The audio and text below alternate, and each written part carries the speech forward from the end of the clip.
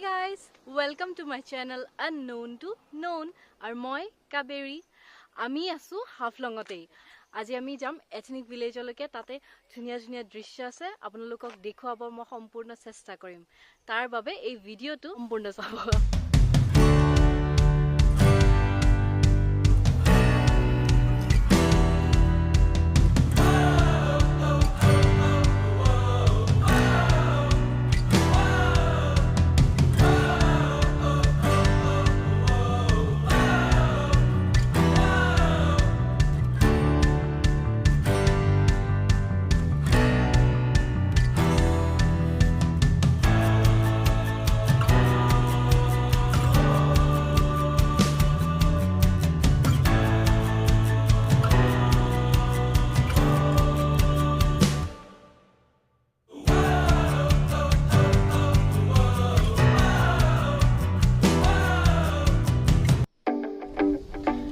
আমি আহি পাইছো এথনিক ভিলেজলৈকে একেবাৰে স্পটলৈ গৈ আছো জংগল দুয়োপিনে জংগল সৰু ৰাস্তা ৰাতি হোৱাৰ আগে আগে উভতিব লাগিব আমি কাৰণ বহুত বেছি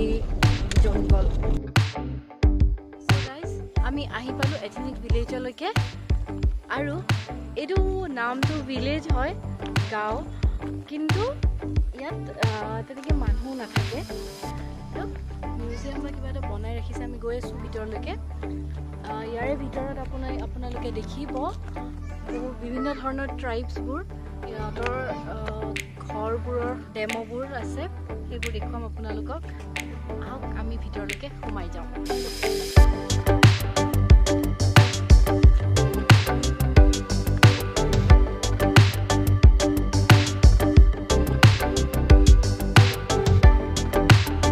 লোকেলছবোৰে আহে ইয়াত পিকনিক খাব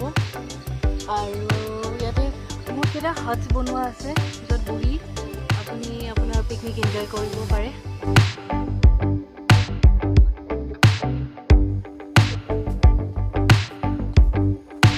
এয়া হ'ল ডেকাচাং কটেজ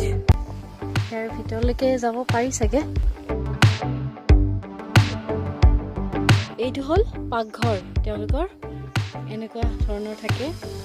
চাগে ইয়াতে তলত জুই ধৰে আৰু ইয়াতে বনাই তেনেকুৱা ধৰণৰ কিবা হয় চাগে নাজানো আৰু ইয়াত মহৰ শিং এটা আছে দেখি নাপাব আপোনালোকে মহৰ শিং এটা মাৰি আন্ধাৰ হৈ আছে কি ধুনীয়া লাগিছে ন সুৰংগৰ দৰে কিবা ধুনীয়া বনাই থোৱা যেন কিন্তু নহয় এইবোৰ ঘৰ গছেৰে এনেকৈ নিজে হৈ গৈছে ডেকাচাং এতিয়া এইটো আছিল ডেকাচাং কটেজ এইটো আৰু এইটো হৈ গ'ল জয়ন্তীয়া খাচী কটেজ জয়ন্তীয়া খাচী লোকসকলৰ ঘৰ ট্ৰেডিশ্যনেল ঘৰ এনেধৰণৰ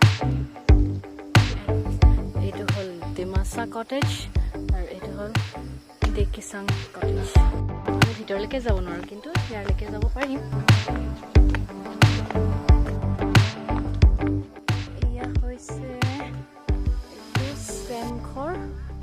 কটেজ আৰু এইটো ৰংমেই নাগা কটেজ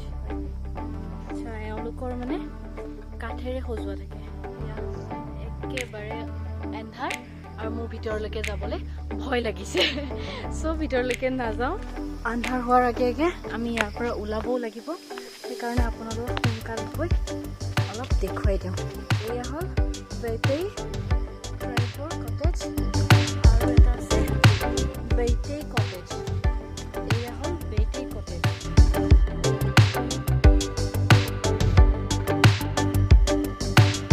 এয়া হ'ল খেলমা কটেজ আহিছোঁ এতিয়া ৰাংখল কটেজ চাংঘৰ সৰু সৰুকৈ ডিটেইলছবোৰ দিয়া আছে আৰু এটা আমি আহিছোঁ কাৰ্বি কটেজ এইবাৰ আহিছোঁ আমি গাংটি কটেজলৈকে চাংঘৰ গাংটি লোকসকলৰ চাংঘৰ এয়া হ'ল গাংটি কটেজ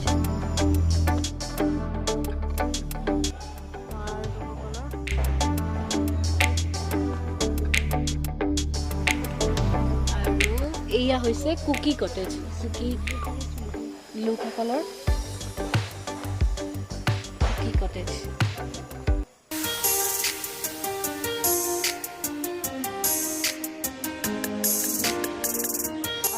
হৈছে ওটো হৈছে ৰজাৰ ঘৰ কিন্তু এইটো কেৱল ডেমো হয় ইয়াৰ অৰিজিনেলটো মাইবঙত আছে মাইবঙত কিলেৰে বনোৱা আছে যাওঁ আমি তালৈকে যাওঁ ওচৰৰ পৰা দেখাম আপোনাক আহক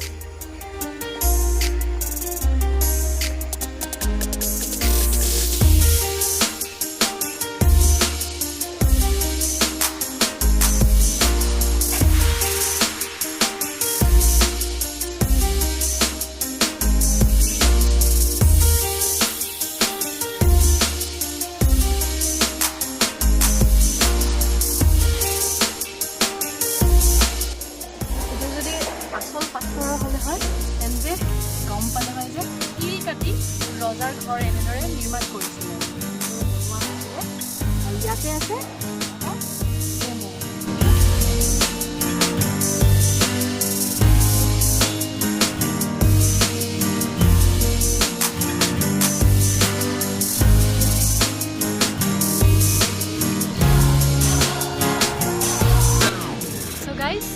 এথনিক ভিলেজ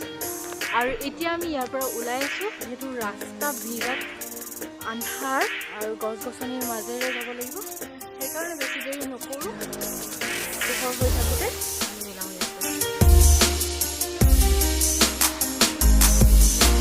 ত' সন্ধিয়া হৈছে যিহেতু মই চাহ খাব আহিছোঁ ইয়াতে ওচৰতে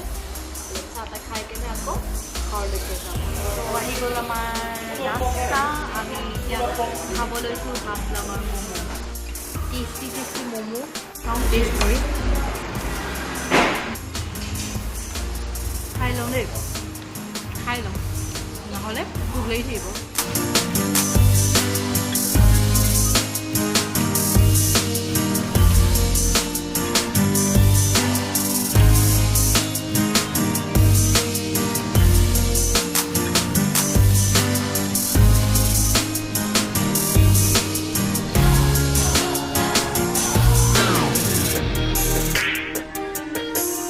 গাইজ গুড মৰ্ণিং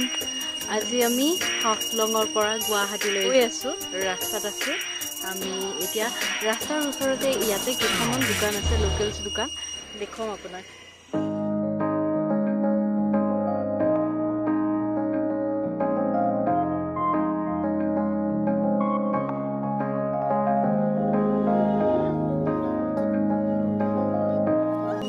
ये क्या नींबू है ये कितना करके ये सब किलो 30 अच्छा वाला कॉर्न नहीं है मकई खत्म हो गया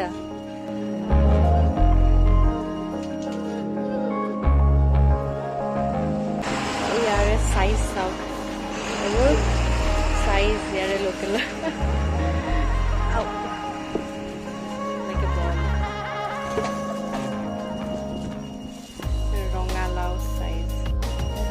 মাজত এইবোৰ কিছুমান সৰু সৰু দোকান দেখিব ইয়াতে মাকৈ পোৱা যায় আজি ইয়াতে মাকৈ ভাল নহয় আৰু যিকেইটা আছিলে শেষ হৈ গ'ল চ' আমি ল'ব নোৱাৰিলোঁ কিন্তু যদি আপোনালোকে আহে ইয়াৰ পৰা মাকৈ কিনিব নাপাহৰিব ধুনীয়া মাকৈ মাকৈটো বৰা চাউলৰ প্ৰজাতিৰ মাকৈ হয় কিবা সেইটো বইল কৰি খাব লাগে অলপমান আঠা আঠা টাইপৰ গুড়ি টাইপৰ আৰু কালাৰিং থাকে এটা মাকৈ তিনিটামান কালাৰ দেখিব ইয়া হ'ল ইয়াৰে হাফলঙৰ মাকৈ আৰু দুটা কালাৰ থাকে সেই দুটা শেষ হৈ গ'ল বাৰু মোৰ তাতে বেছি দীঘলীয়া নহয় অলপমান সৰুৱে হয় খায়ো ভাল লাগে আপোনালোকে যদি আহে হাফলঙলৈকে বা যিসকলে আহে আৰু তেওঁলোকে মোতকৈ বেছি ভালকৈ জানিব অবভিয়াছলি বা যিসকলে আহিব বিচাৰিছে বা আহিব